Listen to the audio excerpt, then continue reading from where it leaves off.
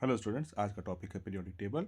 ये क्लास 9 से लेकर क्लास 12 तक के बच्चों के लिए बहुत ही इंपॉर्टेंट है। इसके बेसिक कॉन्सेप्ट्स को समझना इंपॉर्टेंट हो जाता है जब भी आप केमिस्ट्री में इसको अप्लाई करते हैं। चलिए तो शुरुआत करते हैं पीरियोडिक टेबल। पीरियोडिक टेबल जो वर्ड है वो कहीं ना कहीं एक स्पेसिफिक चीज़ से ड्राइव हो जिसको हम कहते हैं पीरियोडिसिटी।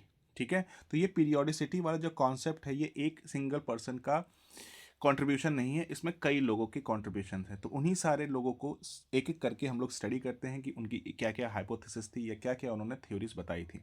शुरुआत होती है 1815 में। ठीक है, पहले ऐसे साइंटिस्ट जिन्होंने इन एलिमेंट्स को एक ग्रुप्स में अरेंज करना स्टार्ट किया उनका नाम था डोबेनियर। ठीक है,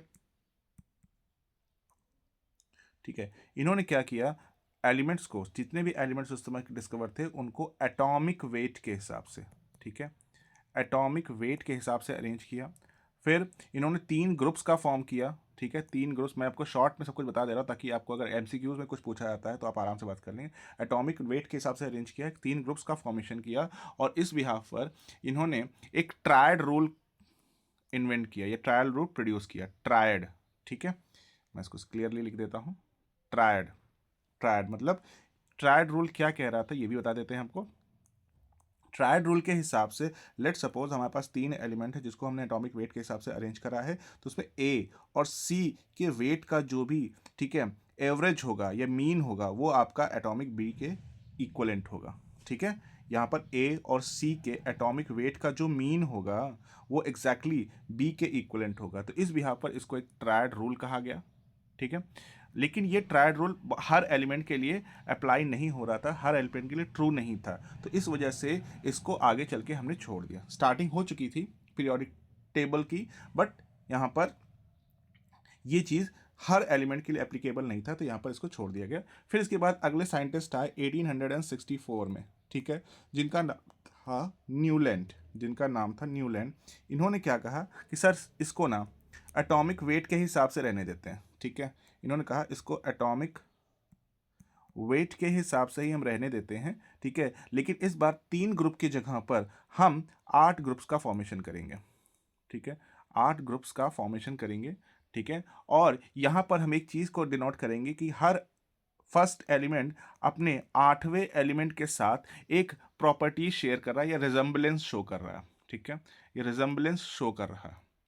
फिर लेकिन इनका भी जो हाइपोथेसिस है वो आगे चल के गलत साबित हुई, क्योंकि यहाँ पर इन्होंने कुछ ऐसे एलिमेंट्स के लिए स्पेस छोड़ना भूल गए जो कि अभी तक डिस्कवर नहीं होता। लेट सपोज ए, ठीक है, बी और सी आ गया, तो बी अभी तक डिस्कवर नहीं हुआ है, तो उन्होंने उस पीरियोडिक टेबल में या अपनी टेबल में उसके लिए कोई एम्प्टी स्पेस छोड़ना भूल गए, जिसकी वजह से जब वो बाद में डिस्कवर हुआ, ठीक है, बी कोई एलिमेंट, तो उस कंडीशन में उसको पुट करने के लिए अब कोई जगह ही नहीं थी। तो इस वजह से उनकी जो पूरी टेबल थी या इसको अरेंजमेंट था वो पूरा वहाँ पर फेल हो गया। ठीक है, फिर इसके बाद अगले साइंटिस्ट आते हैं मेंडलीफ। मेंडलीफ का नाम बहुत इंपॉर्टेंट है। ठीक है, क्योंकि मेंडलीफ ने एक ऐसे वर्ड का यूज़ किया जो आज तक हम लोग यूज़ करते आ रहे हैं। ये इन्होंने 1869 में, ठीक है, एटॉमिक वेट को ही अपने पीरियोडिक टेबल का बेस माना, लेकिन इन्होंने एक वर्ड यूज़ किया जिसको हम कहते हैं पीरियोडिसिटी। ठीक है, जो पीरियोडिसिटी में पीरियोडिक पीरियोडिक बोला, तो पीरियोडिसिटी जो वर्ड है वो एक्चुअली मेंडलीफ ने ही दिया था, और मेंडलीफ की वजह से ही आज के टाइम की जो मॉडर्न पीरियोडिक टेबल है वो बहुत ज़्यादा इंस्पायर्ड है मेंडलीफ की पीरियोडिक टेबल। लेकिन यहाँ पर अगर आप एक चीज़ ध्यान से देखो तो इन्होंने एटॉमिक वेट के हिसाब से अरेंज किया था। ठीक है, जो हमारी मॉडर्न पीरियोडिक टेबल है वो एटॉमिक नंबर के हिसाब से अरेंज की गई, सारे एलिमेंट्स को हमने एटॉमिक नंबर के हिसाब से अरेंज किया है। ठीक है, तो बस यही बेसिक डिफरेंस है। और देखते हैं, ठीक है, यहाँ पे एक वर्ड किया कि the all the elements of the periodic function of periodic function, मैंने बोला कि ना पीरियोड एटॉमिक वेट के हिसाब से अरेंज किया था पीरियोडिक फंक्शन। ठीक है, अगर पीरियोडिक फंक्शन का सिंपल सा मतलब है कि अगर आप एलिमेंट्स को एटॉमिक वेट के हिसाब से अरेंज करते हैं तो उस कंडीशन में वो टेबल एक पीरियोडिक फंक्शन डिफाइन करेगी, ठीक है, ऑफ देयर एटॉमिक वेट। ठीक है, वो एटॉमिक वेट के हिसाब से पीरियोडिक फंक्शन करेगी।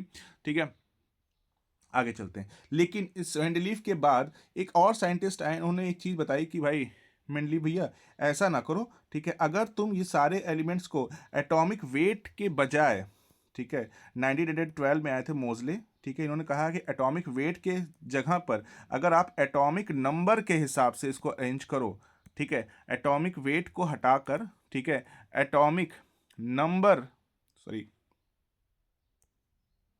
एटॉमिक नंबर के हिसाब से चीज़ों को अरेंज करो, तो ये बहुत ईजिली बहुत सारी प्रॉपर्टीज जो आपकी कमियां आ रही हैं आपकी पीरियोडिक टेबल में, उसको भी ओवरकम कर पाएंगी। ठीक है, तो मोजले ऐसे पर्सन थे, ध्यान रखिएगा मोजले का नाम, मोजले एक ऐसे पर्सन थे जिन्होंने पहली बार एटॉमिक वेट को छोड़कर, ठीक है, एटॉमिक नंबर को यूज किया। ठीक है, तो मोजले was a scientist who has used the concept of using, ठीक है, atomic number instead of atomic weight. ठीक है, यहाँ पर भी पीरियोडिक फंक्शन का ही यूज़ किया गया था, यहाँ पर पीरियोडिक फंक्शन था। ठीक है, यहाँ पर अगर हम बात करें तो जो पीरियोडिक टेबल है वो पीरियोडिक फंक्शन है। ठीक है, periodic function of atomic number. ठीक है, इन्होंने एटॉमिक नंबर के हिसाब से चीज़ों को अरेंज किया। ठीक है, आज के टाइम पे अगर आप मॉडर्न पीरियोडिक टेबल को ध्यान से देखो तो कुछ इस तरीके से दिखती है, जिसमें कि हमने सारे एलिमेंट्स को कुछ ग्रुप्स में बांट रखा है। जैसे कि मैं बात करूं तो इसमें सबसे पहला है, ठीक है, ये, ठीक है, ये रेड है, ठीक है, जिसको हम एल्कली मेटल्स कहते हैं। ठीक है, ये आपका एल्कली अर्थ मेटल है। ठीक है, ये पूरा सीक्वेंस, ये जो येलो कलर में है, ये आपका क्या है, ट्रांजिशन मेटल्स है। ठीक है, यहाँ पर अगर आप बात करो, ये जो ग्रीन वाला पार्ट है, ठीक है, ये बेसिक मेटल्स हैं। ठीक है, और ये जो इतना पार्ट है, ठीक है, इसको आप सेमीकंडक्टर्स कहते हो या कह सकते हो कि भाई सेमी मेटल्स हैं। ठीक है, ये आपका हैलोजेंस हैं। ठीक है, ये सारे, और फिर उसके बाद बात करते हैं एल्कली, सॉरी, इनर्ट गैसेस की। ठीक है, अब आप बात करते हैं कि भाई इसमें क्या ऐसा डिफरेंस है। अगर आप देखो ध्यान से तो यहाँ पर इसको ग्रुप्स और पीरियड में डिवाइड किया गया है। तो ये फर्स्ट ग्रुप है, ये सेकंड ग्रुप है, third, fourth, fifth, six, seventh करके टोटल 18 ग्रुप्स में इसको डिवाइड किया गया है। और जब इसको पीरियड्स में डिवाइड करते हैं तो 1 2, सॉरी, ठीक है, 1 2 3 4 5 6 7, 7 पीरियड्स में डिवाइड किया है। और यहाँ पर दो ऐसे अलग से सीरीज बनाई गई हैं जो कि यहाँ पर 57 से 71 तक यहाँ पर अप्लाई होना चाहिए था, जो जिसके लिए यहाँ पर जगह नहीं थी, लेकिन उसको हमने अलग से यहाँ पर सीरीज दे दी। और इसके अलावा एक्टिनाइट सीरीज भी है जो कि यहाँ पर 89 से 103 तक की होनी चाहिए थी, जो हमने यहाँ पर अलग से इसको डिफाइन किया। अब इसमें अगर देखने वाली बात है कि भाई क्या ऐसी चीज़ है जो कि चेंज हो रही है। ठीक है, तो उसको अगर आप ध्यान से देखो कि यहां पर जितने भी एलिमेंट ग्रुप ए में हैं, ठीक है, जितने भी एलिमेंट ग्रुप ए में हैं उसको अगर आप ध्यान से देखिए, ठीक है, एक सेकेंड, ठीक है, उनकी आउटर मोस्ट ऑर्बिट में एक इलेक्ट्रॉन है, इसी वजह से कह सकते हैं वो ग्रुप ए के एलिमेंट्स हैं। ग्रुप बी के एलिमेंट्स की बात करते हैं तो ग्रुप बी के आउटर मोस्ट ऑर्बिट में 2 इलेक्ट्रॉन्स हैं। ठीक है, यहां पर बात करें 3 इलेक्ट्रॉन्स है, 4 इलेक्ट्रॉन। हाँ, एक चीज और, जब आप स्टार्टिंग मान लीजिए आप 9th या 10th में इस पीरियोडिक टेबल को पढ़ रहे हैं तो आप ये वाला सेक्शन अभी के लिए, ठीक है, अवॉइड करते हो, आप इसको नहीं पढ़ते, आप सिर्फ बची हुई पीरियोडिक टेबल को ही पढ़ते। क्यों नहीं पढ़ते? क्योंकि इसमें इसको कहते हैं ट्रांजिशन एलिमेंट्स, और ट्रांजिशन एलिमेंट्स को आप हायर क्लास में जाकर और अच्छे से पढ़ते हो। अभी हम रिड्यूस्ड फॉर्म में कौन कौन आ जाता है? रिड्यूस्ड फॉर्म में आपके एल्कली मेटल्स और एल्कली अर्थ मेटल्स, और बचा हुआ ये पार्ट का, ठीक है, पीरियोडिक टेबल का ये बाद कॉल का पार्ट, ये सब आपका यूज किया जाता है। ठीक है, इस वजह से हम इसको अभी इनिशियल लेवल पर हम इन दोनों को पढ़ते हैं, और फिर जब हायर क्लास में जाते हैं तो इसको हम SPDF ब्लॉक में डिवाइड कर देते हैं। ठीक है, SPDF ब्लॉक में डिवाइड कर देते हैं, तब वो अलग लेवल की स्टडी होती है, लेकिन अभी हम बात करते हैं यहाँ पर। ठीक है, यहाँ पर देखो तो ये 3 एलिमेंट्स है, 4 हैं, 5 हैं, 6 7, और ये आउटर मोस्ट में 8 इलेक्ट्रॉन्स। ठीक है, तो इस वजह से इसको हम लोग कहते हैं reduced form of periodic table. Periodic table में मैंने बताया कि आउटर मोस्ट ऑर्बिट में, ठीक है, किसी भी एटम की अगर आउटर मोस्ट ऑर्बिट में एक इलेक्ट्रॉन है, ठीक है, तो उसके पास डुअल नेचर होता है। जैसे हाइड्रोजन की बात कर लेते हैं, अब हाँ, यहाँ पर एक हाइड्रोजन का भी उदाहरण लिख रहे हैं। हाइड्रोजन एक ऐसा एलिमेंट है जिसको हम लोग मेटल्स के साथ साथ और नॉन मेटल्स के साथ, मतलब नॉन मेटल्स में भी किसके साथ साथ, हैलोजेंस के साथ स्टडी करते हैं। ठीक है, क्योंकि ये हाइड्रोजन एक सिंगल इलेक्ट्रॉन लेकर, ठीक है, एक कैटायन, ठीक है, इलेक्ट्रॉन डोनेट कर रहा है तो कैटायन फॉर्मेशन करता है, और अगर इलेक्ट्रॉन किसी से एब्जॉर्ब कर लेता है, ठीक है, एब्जॉर्ब कर लेता है तो एक एनायन का भी फॉर्मेशन कर सकता है। तो उसको डुअल नेचर कहते हैं कि भाई एक हाइड्रोजन में ऐसी प्रॉपर्टी है कि वो आप मेटल्स के जैसे भी कंसिडर कर सकते हो और नॉन मेटल के जैसे भी कंसिडर कर सकते हो, ठीक है।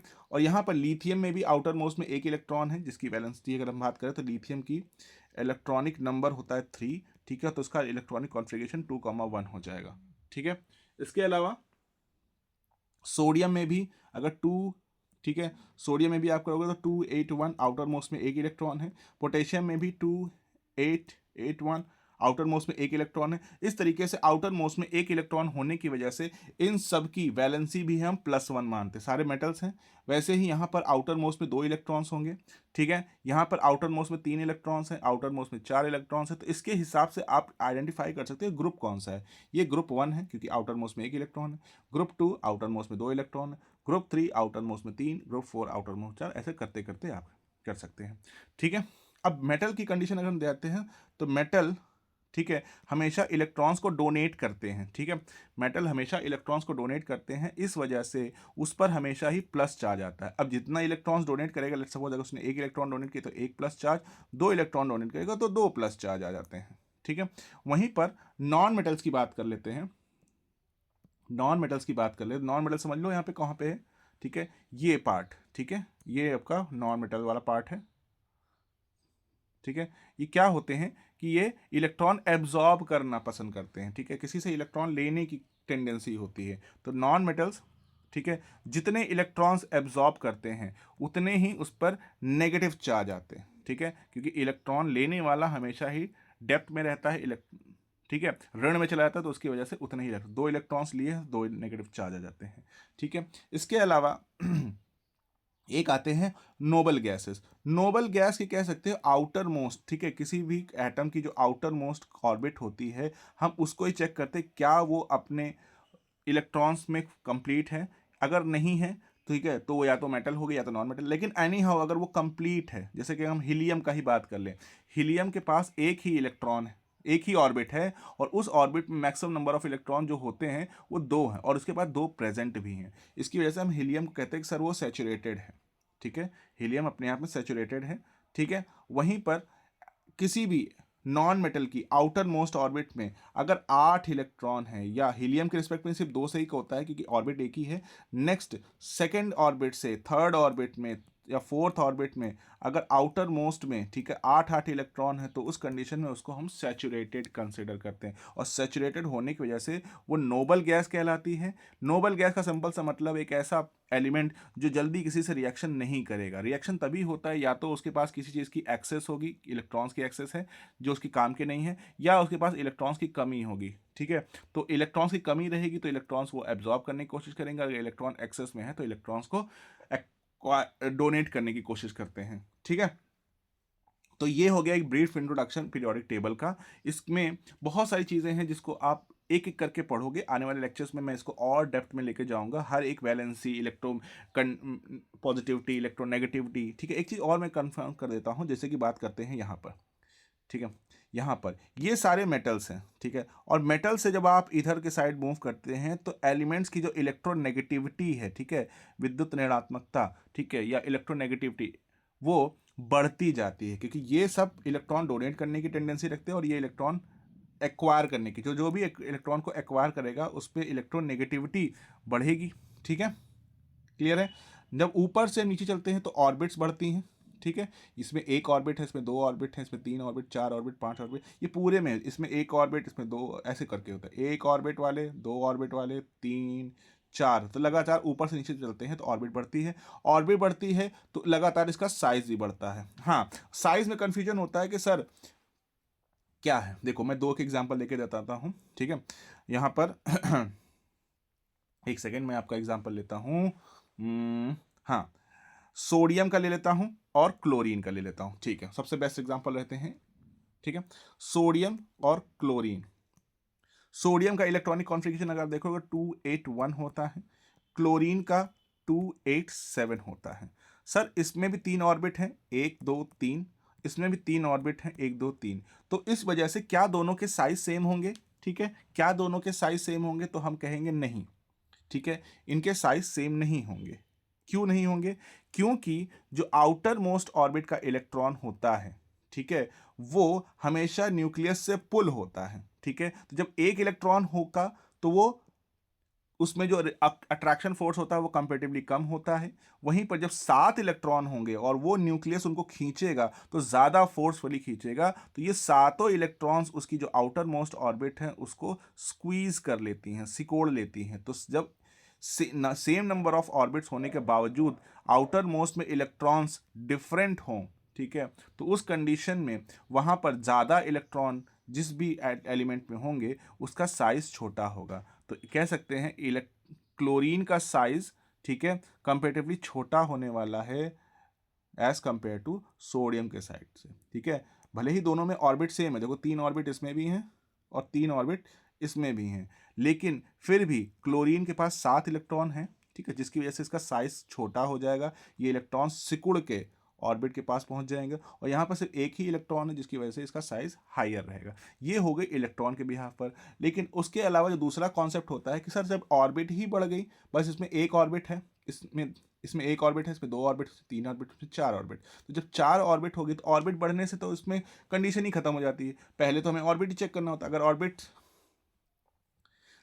ठीक है, ऑर्बिट कंपेयर करते हैं, ठीक है, अगर ऑर्बिट ज़्यादा है तो साइज बड़ा होगा, ठीक है, मतलब डायरेक्टली प्रोपोर्शनल होता है। लेकिन ऑर्बिट सेम है, ठीक है, ऑर्बिट सेम है, लेकिन उसके बावजूद, ठीक है, इलेक्ट्रॉन्स डिफरेंट डिफरेंट है, ठीक है, इलेक्ट्रॉन्स डिफरेंट डिफरेंट है, तो उस कंडीशन में हम कह लेते हैं जिसके पास इलेक्ट्रॉन ज़्यादा होगा उसका साइज कम होगा, जिसके पास इलेक्ट्रॉन कम होंगे उसका साइज बड़ा होगा। ठीक है, आई होप आपको ये समझ में आया होगा। इसको और अच्छे से प्रैक्टिस करेंगे, ठीक है, आने वाले लेक्चर्स में मैं इसको और अच्छे से एक्सप्लेन करूंगा। ठीक है बेटा, आज के लिए इतना ही।